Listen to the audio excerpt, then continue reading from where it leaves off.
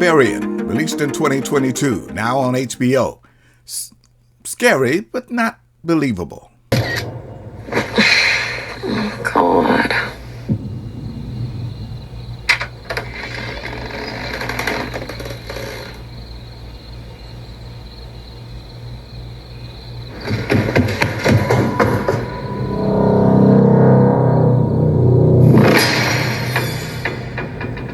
Keith?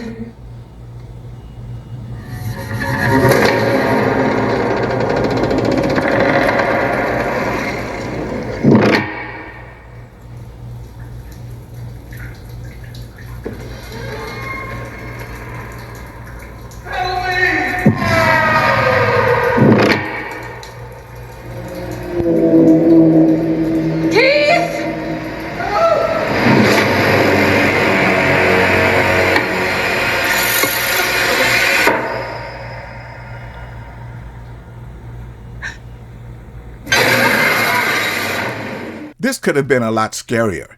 If the very first question in a scary film is answered, why would you do that?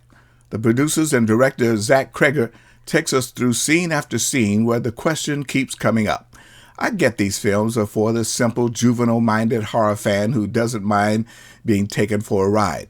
But for those of us who do mind spending our money to sit for 90 minutes of predictability, Barbarian is a disappointment.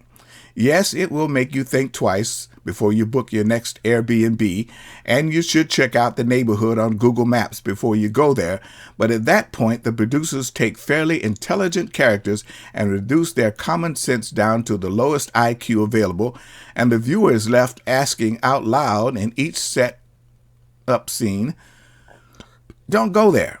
Why are you staying there?" Stars Georgina Campbell and Justin Long with Bill Skarsgård play Gen Zers who are in town to conduct some personal and professional business. They're not necessarily bad people, so you don't view them as getting what they deserve in the end. But you do expect them to run into the unknown. After all, this is a horror flick. The problem here is the ability to suspend belief long enough to answer the previous question and not just be the person in a horror flick that makes stupid decisions. Barbarian is full of stupid decisions.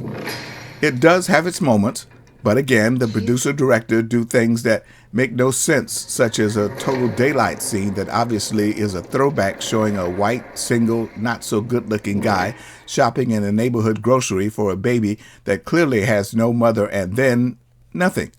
Maybe they're planning on a sequel. This should be viewed at home with the subscription you've already paying for. That's why it had such a short theater run. Barbarian, released in 2022 on HBO, 6 of 10 stars. She-Hulk, released in 2022 on Disney+. This could have been a great dramedy series. Let's do this. She-Hulk. Hulk Jen is a total snag. Hulk. Yes. Abomination. Namaste. Walk. The Sorcerer Supreme.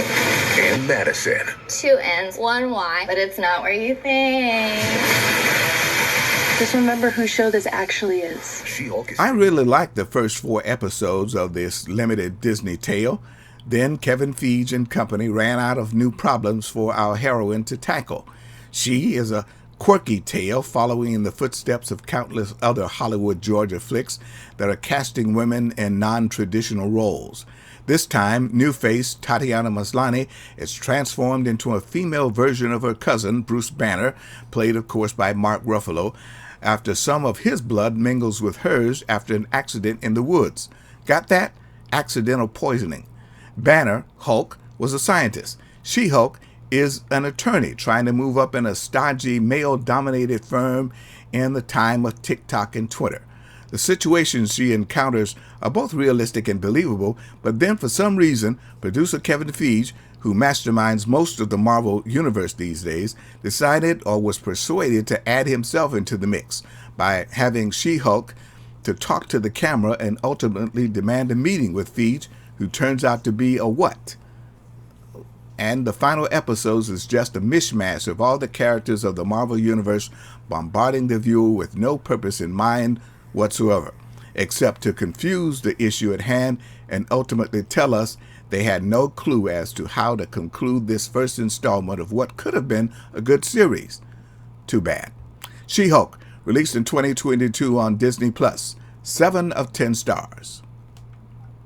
Wakanda Forever, released in 2022.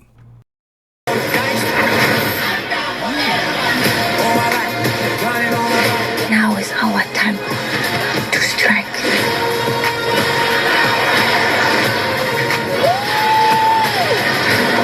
Show them